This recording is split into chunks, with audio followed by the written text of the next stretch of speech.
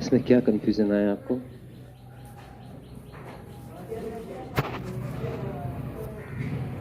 Friend हुआ तो क्या हुआ, मित्र हुआ तो क्या हुआ?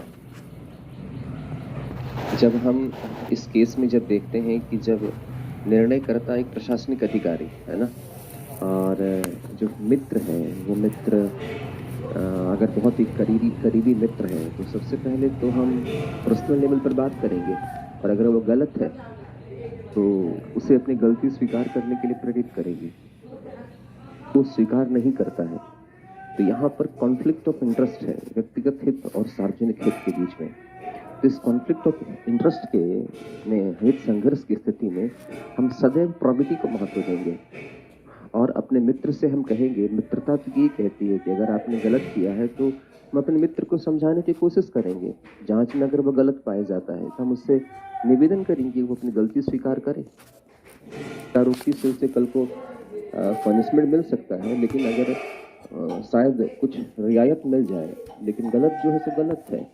तो ऐसे कंडीशन में अपने मित्र के खिलाफ भी हम कार्रवाई करेंगे, और नहीं मानता है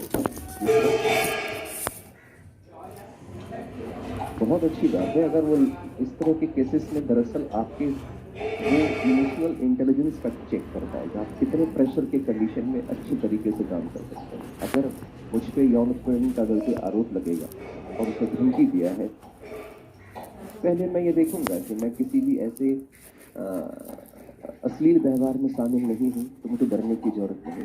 नंबर 2, और मैं एक अधिकारी हूँ और मुझ पर अगर यौन उत्पीड़न का आरोप का दर्ज लगा है तो मैं अपने उच्च अधिकारी को तुरंत लिखित रूप से एक रिपोर्ट सबमिट करूंगा कि इस उक्त कार्रवाई को करने के हेतु मुझे इस तरह की धमकी दी जा रही है। तो इसके संज्ञान में लाऊंगा कि अगर कल को इस प्रकार की कोई भी कृत्य हम पर आरोपित किया जाता है तो इसका मतलब यह एक तरह से पूर्वाग्रहपूर्ण कार्य होगा, या मुझे इस कार्यवाही से हटाने हेतु कार्य होगा। दूसरा चीज, हम प्रशासनिक अधिकारी हैं और कार्यस्थल पर कोई महिला अगर आरोपित करने के लिए तैयार है तो कार्यालय में न्यूज सर्किट कैमरा होता है। आपके हर सरकारी दफ्तर में कैमरा होता है, सबका एविडेंस होता है, और जब मैं गलत नहीं हूं तो मुझे किसी से डरने की जरूरत नहीं है।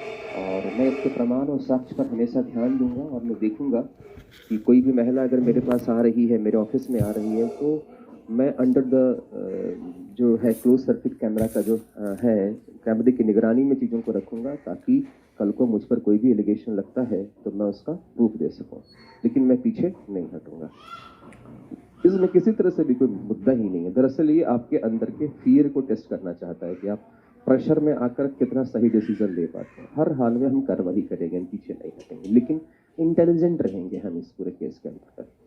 कल क्वेश्चन पेपर आया, 2020 का आया पेपर, और 2020 का पेपर आप देखेंगे तो अब तो पूरी तरह से मन से गफलत निकाल दीजिए। ये कई लोगों के मन मस्तिष्क में ये था कि पेपर 4 जो है वो बहुत सरल है, उसे हम क्या करेंगे, हम बना लेंगे, हम खुद पढ़ लेंगे। ऐसे विचारधारा और ऐसे मंतव्य मस्तिष्क में आया करते थे। लेकिन जो बैकईयर का क्वेश्चन पेपर है उसको, और क्वेश्चन पेपर में पूछा है, इसको अगर आप तुलनात्मक अध्ययन करेंगे तो आपको ये पता चलेगा कि पेपर एकदम क्लासिकल पूछा है। क्लासिकल इन द सेंस कि अब तो शिक्षा नीति 2020 के भी नैतिक मानदंडों की तलाश कर रहा है। पूरा का पूरा उसने सेगमेंट ही चेंज कर दिया। एडमिनिस्ट्रेशन वाले सेगमेंट को बिल्कुल ही गौन कर दिया, दबा दिया। जिंदगी के व्यवहारिक प्रश्नों को जो पूछा करते थे उसको नहीं पूछा। तो इसका मतलब ये नहीं कि अब एडमिनिस्ट्रेशन वाले सेक्शन को हमें नहीं पढ़ना है, हमें दर्शन वाले को फोकस कर देना है। कुल मिलाकर यही निष्कर्ष निकलता है, पेपर 4 को बहुत डेप्थ में पढ़ना है, प्रैक्टिस करना है, एनालिसिस का विषय है। जिस भी छात्र के पास अच्छा सोचने समझने की क्षमता होगी पेपर 4 को बना ले जाएगा, और यदि सोचने समझने की क्षमता अगर अच्छी नहीं होगी तो वो फंस जाएगा। तो तक लगता है, बाकी बात तो ये आपका अपना अपना व्यक्तिगत परसेप्शन होगा। मुझे जहां तक प्रतीत होता है, और आप भी प्रश्न को अगर देखे होंगे, देखा होगा, एक बात समझ में आ रहा होगा, ये रट के पास करने वाला पेपर नहीं है। पूरी तरह से आपकी समझ पर, और कोई भी चीज की समझ तभी बनती है जब उससे संबंधित विषय वस्तु का हम सही प्रकार से अध्ययन करते हैं, सही प्रकार से उसका विश्लेषण करते हैं, उससे संबंधित प्रश्नों का हम अवलोकन करते हैं और हर चीज़ को विस्तार से पढ़ेंगे, हर चीज़ को गहराई में जाकर पढ़ना पड़ेगा, तभी जाकर आपको अच्छे मार्क्स मिल पाएंगे। ठीक है, तो चलिए धीरे धीरे जैसे आता जाएगा वैसे वैसे हम क्वेश्चन पेपर में डिस्कस करेंगे। और मैं उम्मीद करता हूँ कि आप सबके पास आपका जो बैकईयर क्वेश्चन है वो बैकईयर क्वेश्चन अवेलेबल होगा। और पीसीएस और यूपीएससी दोनों अब इस बात का संकेत दे चुका है, पर फोर जो है नॉट चाइल्ड बच्चों का खेल नहीं, आपके पूरे दिमाग का परीक्षण कर लिया जाएगा। अदर पेपर में पॉसिबिलिटी है कि आप फैक्ट रट के पास कर लें, इस पेपर में आप कतई फैक्ट रट के पास नहीं कर पाएंगे। आपके पास एक अच्छी समझ विकसित होनी चाहिए। आइए इस यात्रा को हम पूरा करें। कहाँ तक हम पहुंच गए थे? हम एफडब्ल्यू टेलर की चर्चा कर रहे थे, नहीं, हम एप्टीट्यूड की चर्चा कर रहे थे। और एप्टीट्यूड की चर्चा करते हुए हम इस बात को समझने की कोशिश कर रहे थे कि अभिक्षमता क्या है और अभिक्षमता क्या है, इस संदर्भ को हमने समझने का प्रयास किया और ये जाना कि अभिक्षमता किस भी व्यक्ति में विद्यमान संभावना है जो किसी व्यावसायिक क्षेत्र से संबंधित होता है। और साथ ही साथ हमने ये भी जाना कि जो अभिक्षमता है वो अभिक्षमता प्रत्येक व्यक्ति में अलग अलग व्यावसायिक क्षेत्र के लिए अलग अलग होगा। और यदि किसी व्यक्ति में संभावना पोटेंशियल मौजूद है और यदि उसको सही दिशा में ट्रेनिंग दिया जाए तो कुछ कर पाएगा, यदि सही दिशा में ट्रेनिंग नहीं दिया जाएगा तो उसका कोई विशेष परिणाम हमारे सामने प्राप्त नहीं हो पाएगा। यदि किसी व्यक्ति में संभावना मौजूद है लेकिन उसका प्रशिक्षण ना दिया जाए तो कभी भी उस क्षेत्र में बेहतर परिणाम हासिल नहीं कर सकता है। और यदि किसी व्यक्ति के अंदर संभावना है ही नहीं और उसे आप कितना भी प्रशिक्षण दीजिए तो भी वह उस क्षेत्र में कोई बेहतर परिणाम प्रस्तुत नहीं कर पाएगा। और हमने ये समझा था कि जो अभिक्षमता है, जो एप्टीट्यूड है, वो टेक्निकल होता है, तकनीकी होता है। प्रत्येक व्यावसायिक क्षेत्र के लिए अलग अलग अभिक्षमता की आवश्यकता पड़ती है। इस चीज़ों को भी हमने समझा था। और उसके बाद हम आ गए थे को समझा था सचिन तेंदुलकर और माइक टायसन के एग्जाम्पल से हमने ये जाना था कि अभिक्षमता की अगर परख हो जाए, अभिक्षमता की पहचान हो जाए प्रारंभिक अवस्था में और उस दिशा में प्रॉपर ट्रेनिंग दी जाए, उस दिशा में अगर आपको उचित प्रशिक्षण दिया जाए तो आप अपने क्षेत्र में निष्णात हो सकते हैं। अपने क्षेत्र में आप एक बहुत ही प्रभावशाली परिणाम प्रस्तुत कर सकते हैं। साथ ही साथ हमने ये जाना था कि एप्टीट्यूड और एटीट्यूड दोनों परस्पर एक दूसरे के साथ संबंधित है। यदि एप्टीट्यूड अच्छा है मगर आपका एटीट्यूड खराब है तो आपकी उस दिशा में लंबे समय तक सफलता व प्रशिक्षण आरोपित हो जाता है, जैसे कि माइक टायसन के संदर्भ में आपने देखा था। ठीक इसी तरह से हमने जो समझने की कोशिश की थी, वो समझने की कोशिश की थी कि एप्टीट्यूड है वह उसके अपने कुछ सैद्धांतिक आयाम है।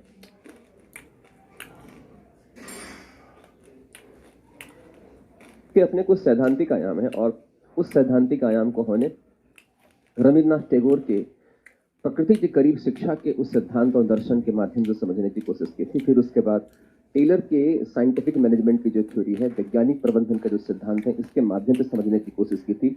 और जो टेलर का वैज्ञानिक प्रबंधन का सिद्धांत है वो क्या कहता है कि प्रत्येक कार्य का ही विज्ञान विकसित होना चाहिए। आप जिस भी कार्य को संगठन में करना चाहते हैं उसका एक प्रॉपर साइंस डेवलप करिए और उस साइंस के आधार पर जो भी कार्मिक आपके संगठन में आते हैं उसका आप चयन करिए, उसका प्रशिक्षण करिए, तभी जाकर बेहतर परिणाम प्रस्तुत हो सकता है। और टेलर के सिद्धांतों पर जब हम बल देते हैं तो हमें मालूम चलता है कि right man on the right place का एक फॉर्मूला प्राप्त होता है जो कि एप्टीट्यूड को चरितार्थ करता है। एप्टीट्यूड कहता है कि right man on the right place, सही व्यक्ति का सही स्थान पर चयन होना। और इसी संदर्भ में हमने देखा था कि सही व्यक्ति कौन है, सिविल सर्विसेज के अकॉर्डिंग सही व्यक्ति कौन है, आप हैं।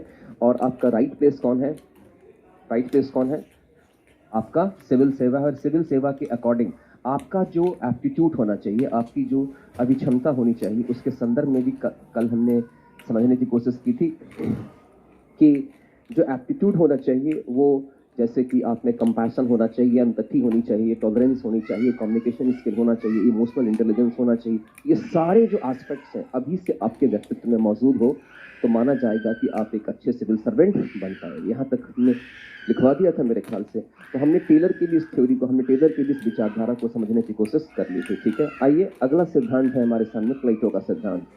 लिखिएगा प्लेटो का दर्शन और एप्टीट्यूड की संकल्पना।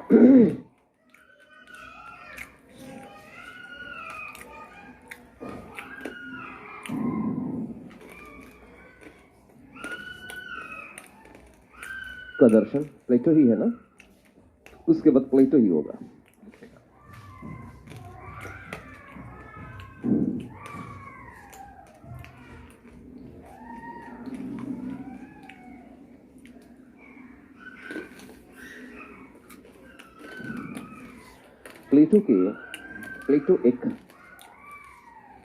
प्लेटो एक महान दार्शनिक थे, महान दार्शनिक थे।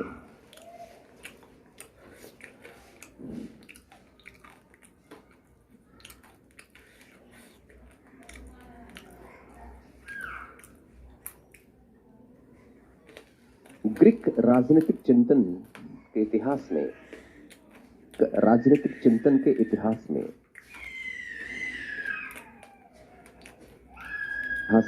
प्लेटो एक उच्च कोटि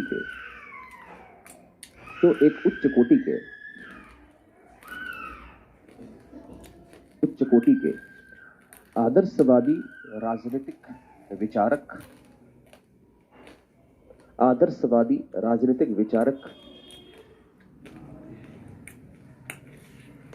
नैतिकता के एक महान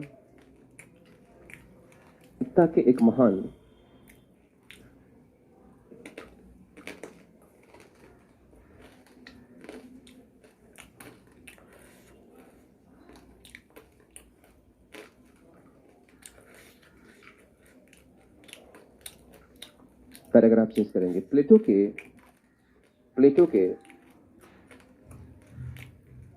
विभिन्न चिंतन धारा में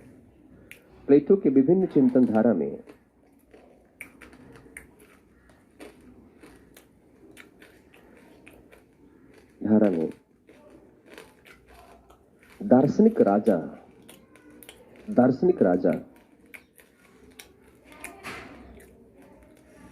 राजा का सिद्धांत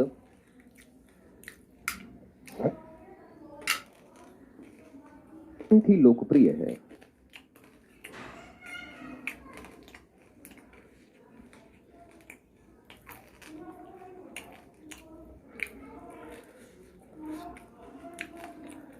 प्लेटो का मानना है कि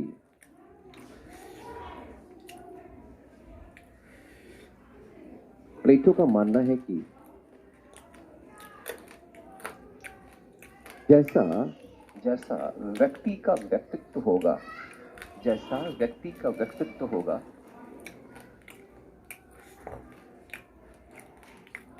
का व्यक्तित्व होगा, वैसा ही सही राज्य का स्वरूप होगा।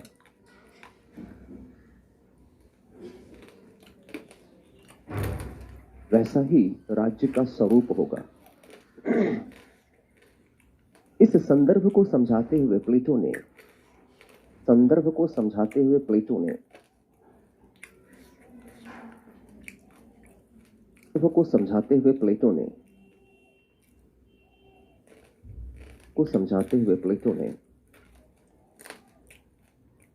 व्यक्ति में विद्यमान आत्मा के, किसी भी व्यक्ति में विद्यमान आत्मा के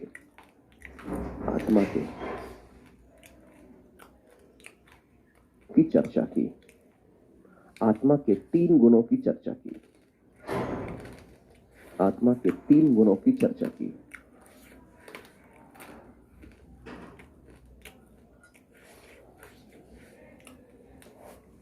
तीन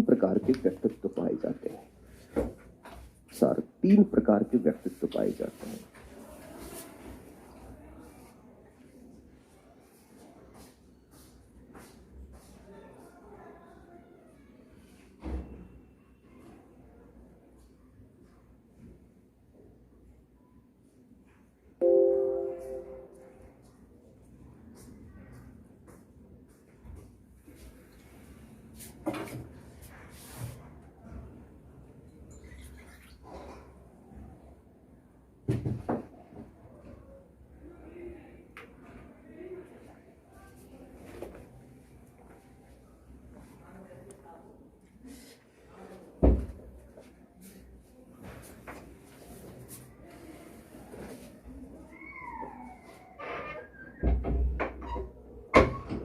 दिख नहीं रहा है इसमें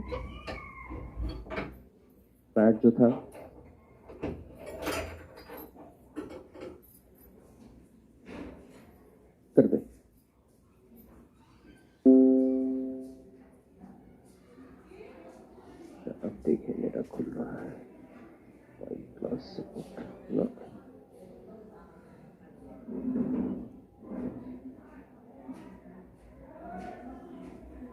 के नाम से बना रखा है क्या फाइल आपने? ये ओके ओके, यस कर दे।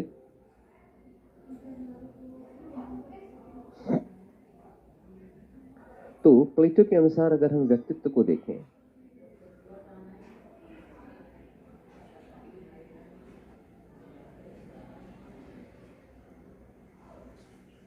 व्यक्तित्व को इन्होंने 3 भागों में बांटा। पहला था, उन्होंने कहा आत्मा का गुण है, गुण होता है। 3 तरह के आत्मा के गुण को पहले पहचाना।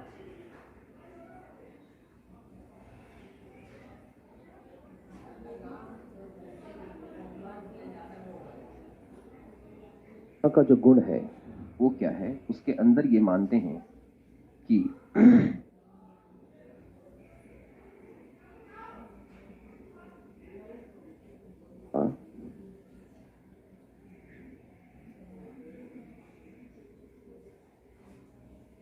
या हम इसको सिंपली लिखें, इच्छा से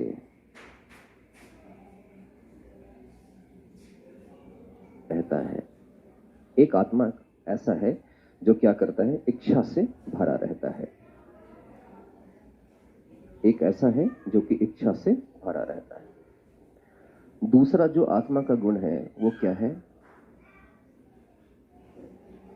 से भरा रहता है। इमोशंस की बात की इन्होंने यहां पर, इमोशंस की बात की। एक जगह इच्छा, डिजायर की बात की, एक जगह इमोशंस की बात की। फिर वो कहते हैं कि एक आत्मा का गुण है वो किससे भरा होता है, ज्ञान से। किससे भरा होता है, ज्ञान से भरा होता है, नॉलेज से भरा होता है। या इसको हम कहें कि से, आप इसको विवेक भी लिख सकते हैं, विवेक से भरा होता है, विजडम से। विवेक का इंग्लिश यहां पर विजडम है। तो प्लेटो कहते हैं कि जो इच्छा से भरा हुआ है, ये मानते हैं कि जो इच्छा से भरा हुआ है, भावना से भरा हुआ है या विजडम से भरा हुआ है, ये 3 गुणों से भरा हुआ जो व्यक्तित्व है, 3 गुणों से भरा हुआ व्यक्तित्व दरअसल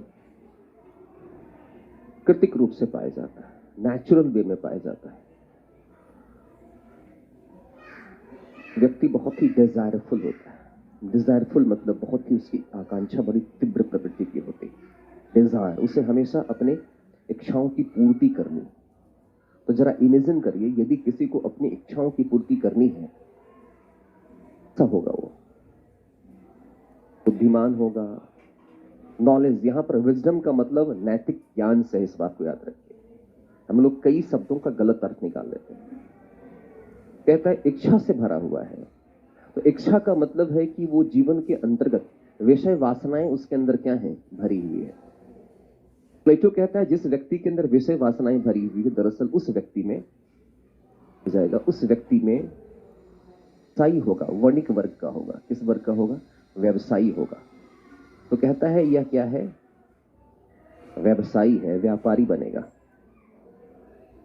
अगर नेचुरली किसी व्यक्ति के अंदर डिजायर भरा हुआ है, इच्छाएं भरी हुई है, भरा हुआ है, आकांक्षाएं भरी हुई है, तो उन आकांक्षाओं की पूर्ति के लिए उस व्यक्ति को चाहिए कि उसे क्या बनाया जाए, उसे आप एक व्यापारी बनाइए, उसे आप एक व्यवसायी बनाइए।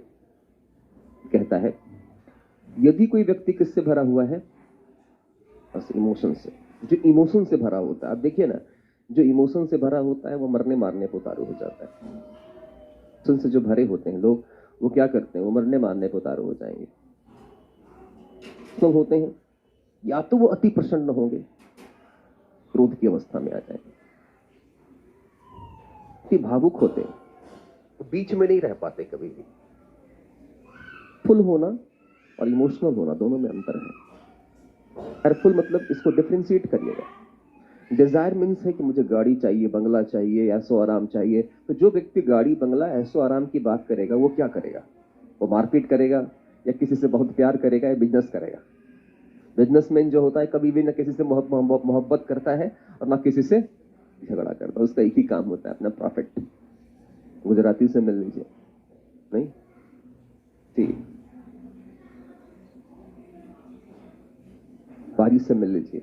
समाज के कुछ खास वर्ग हैं जो व्यापार के लिए जाने जाते हैं, वो कभी भी आपसे झगड़ेंगे नहीं।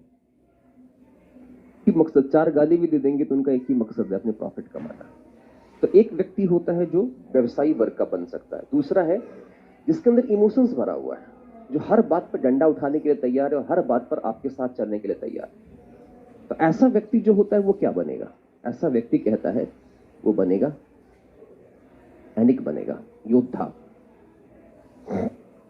योद्धा कैसा होता है? योद्धा होता है जिसके अंदर पराक्रम है। जो पराक्रमी है वो क्या करेगा? पराक्रमी का काम है कि आप उसे ललकार दें। का काम है कि आप उसे ललकार दें, तलवार उठा लेगा, और उसे ढेर सारा प्यार दें तो आपके लिए जान दे देगा। तो सैनिक जो होने चाहिए, सैनिक को ज्यादा अगर सोचने वाला बना देंगे तो मरने और मारने से पहले क्या करने लगेगा?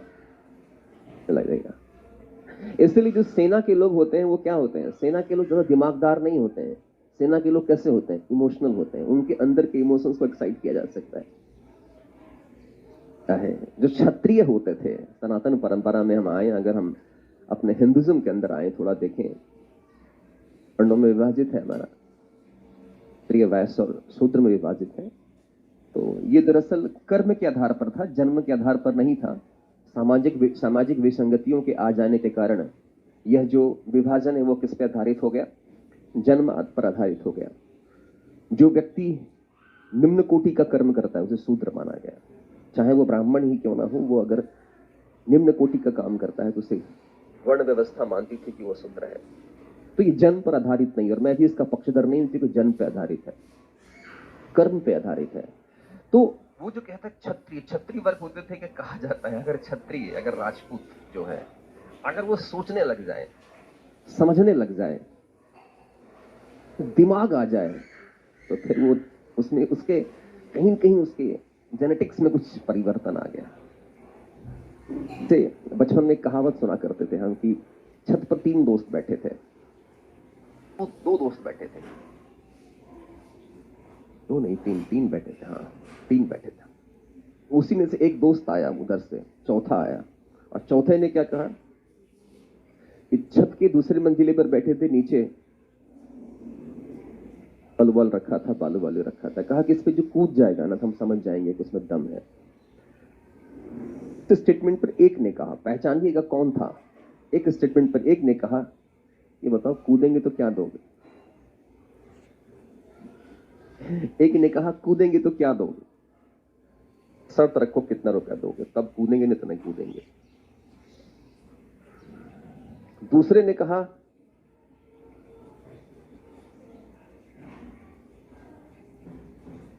जो था वो चुप रहा, बोला। जो बंदा ललकार रहा था उसने कहा क्या डर गए क्या? देखा कुछ नहीं बोला। वो तुम डर गए, तुम डर गए, अब तुम समझ नहीं रहे, फिर डर गए, तुम नहीं कूद पाओगे। कुछ नहीं बोला। 2-4 बार बोला तुम में दम ही नहीं है।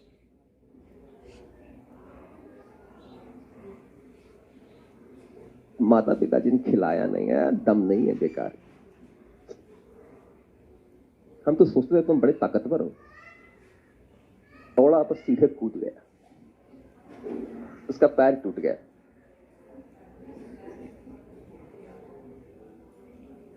तो जब नीचे कूदा वो, उसका पैर टूट गया।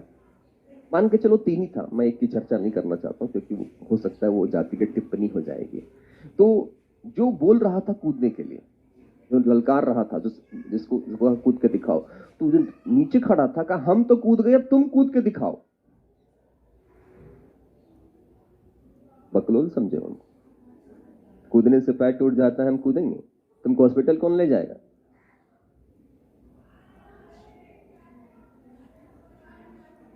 कौन था पहला वाला? कौन था जो कहा था क्या दोगे? बिजनेसमैन था, वो व्यापारी था। बीच वाला जो था वो कूद गया, आन और ताव देखा, वो कौन था? वो सैनिक, क्षत्रिय आधार पर कह सकते हैं उसको आप। और जो ललकार रहा था ऊपर वो ब्राह्मण था।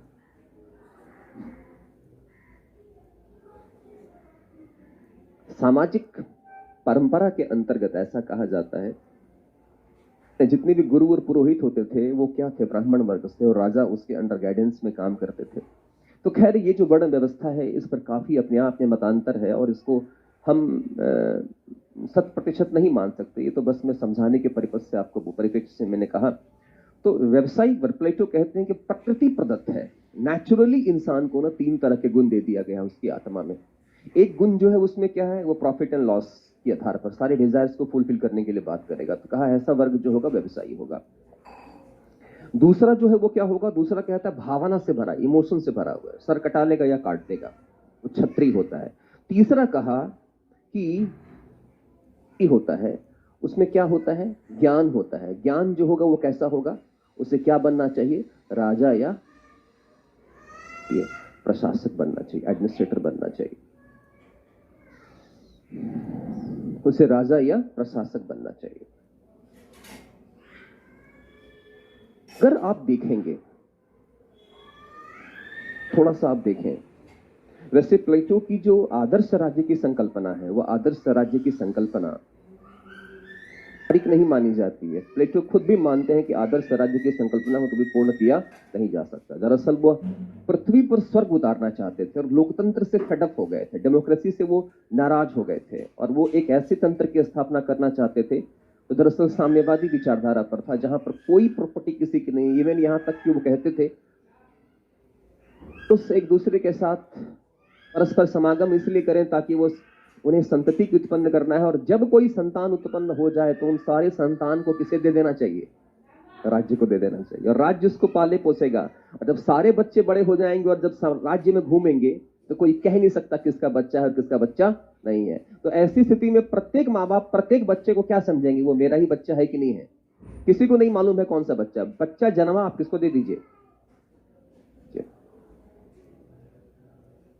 स्थिति में कोई भी व्यक्ति अगर सड़क पर घूम रहा होगा तो हर माँ बाप यदि अपने बच्चे की तलाश करेगा तो हर बच्चे में उसे क्या दिखेगा, का विरोध करेगा, कहा धरती पर स्वर्ग उतर आएगा। यूटोपियन था, इसे एक्सेप्ट करना 100% बहुत ही मुश्किल काम है। तो कुल मिलाकर अगर देखें, उन्होंने 3 भागों में समाज को डिवाइड कर दिया और इसने कहा तो जो व्यक्ति के अंदर डिजायर्स भरे हुए हैं, कहा उसको व्यवसायी बनाओ। शुरू से ही उसको ट्रेनिंग देना चाहिए उस बच्चे को कि क्या बनने के लिए, बिजनेसमैन बनने के लिए। जिस व्यक्ति के अंदर इमोशंस है, कहा शुरू से उसे किस चीज की ट्रेनिंग दो, सैनिक बनने का। और जिस बच्चे के अंदर विजडम है, लेकिन यह माना जाता है कि जिसके अंदर विजडम, राजा जो होगा उसके अंदर दोनों गुण हो सकते हैं। राजा के अंदर सैनिक के साहस वाला भी गुण होगा और क्या होगा, विजडम भी होगा। लेकिन यदि कोई ऐसा व्यक्ति जिसके अंदर साहस है, इमोशंस है, लेकिन साथ साथ उसके अंदर ज्ञान अगर अधिक मात्रा में है तो वो व्यक्ति क्या बनने लायक है, प्रशासक बनने लायक है। तो जब वो कहता है 3 तरह के गुण होते हैं, 3 तरह से समाज को विभाजित किया जाना चाहिए और 3 आधार पर बच्चों के अंदर, बालकों के अंदर, शिशुओं के अंदर जो नेचुरल कैरेक्टरिस्टिक फीचर है, इसकी पहचान करते हुए क्या करें आप, समाज का विभाजन करें। तो एक बात समझिए, इसका मतलब है राज्य का विभाजन अगर हम देखें तो प्लेटो क्या करना चाहते हैं, प्लेटो प्रकृति प्रदत्त जो गुण है, जो संभावना है, उसके आधार पर क्या करना चाहते हैं, वो राज्य का विभाजन करना चाहते हैं। लिखा था, इन तीनों पॉइंट को मिला दीजिए एक पॉइंट।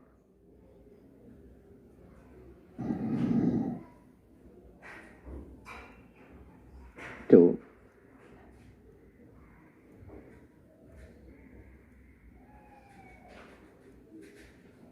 समाज के इस तीन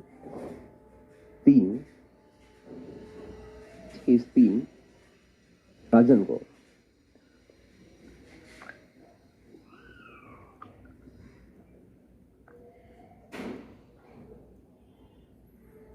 समाज के इस 3 प्रकार के विभाजन को प्रकृति प्रदत्त या संभावना के आधार पर, प्रकृति प्रदत्त गुण या संभावना के आधार पर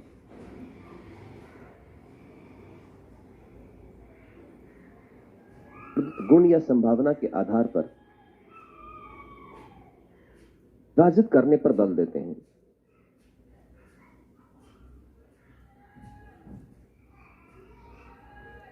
अर्जित करने पर बल देते हैं।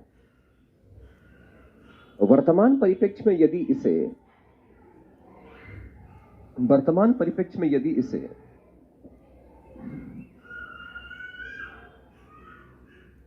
समझने का प्रयास किया जाए तो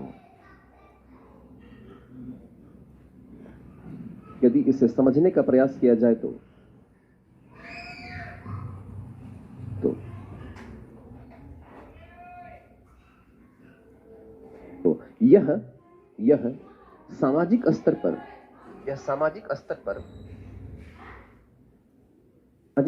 पर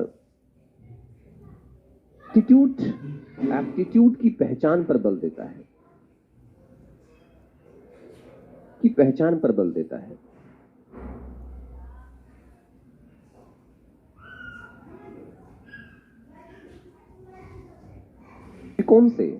एक दृष्टिकोण से प्लेटो भी चाहते थे कि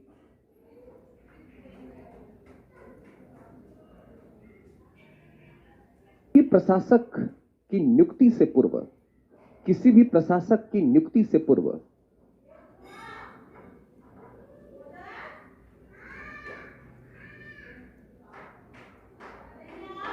उसमें विद्यमान गुणों की तलाश की जाए।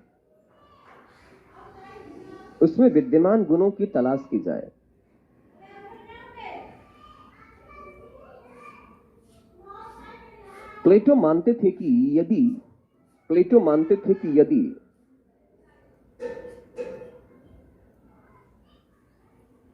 कपड़ा फट जाता है तो लोग दर्जी के पास जाते हैं, ना कि जूता सिलने वाले के पास। फट जाने पर दर्जी के पास जाते हैं, ना कि जूता सिलने वाले के पास।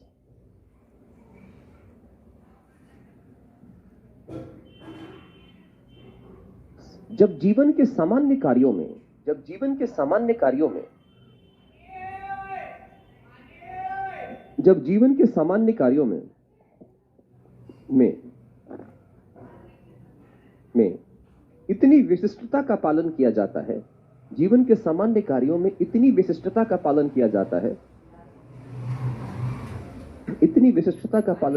है, तो शासन संचालन के कार्यों में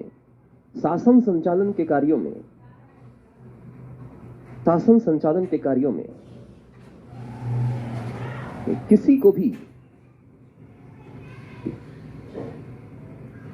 शासक कैसे बना दिया जाए, शासन संचालन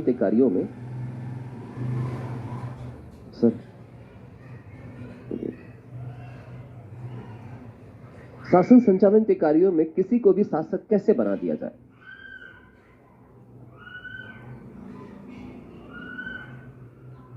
ठीक है, ये चीज है। अब जरा समझिएगा, सबसे इंपॉर्टेंट चीज यहीं पर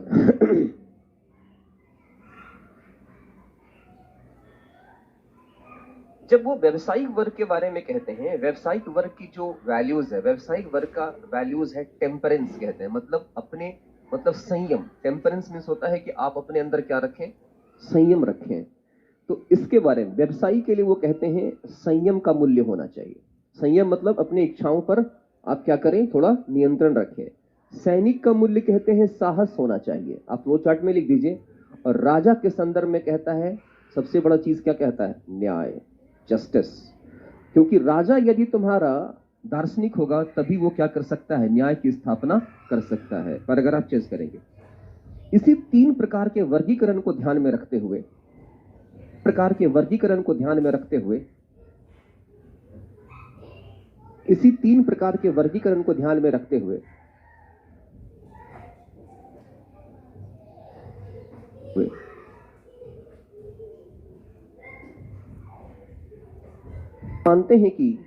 प्लेटो मानते हैं कि इसी 3 प्रकार के वर्गीकरण को ध्यान में रखते हुए प्लेटो मानते हैं कि यदि राजा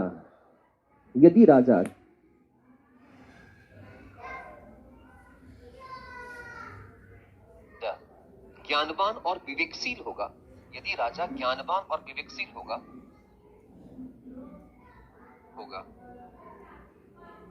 तो वह न्याय की स्थापना करने वाला होगा।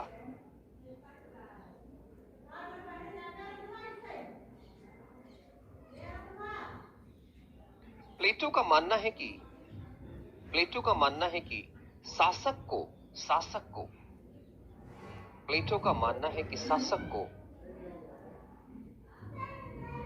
विवेकशील होने के साथ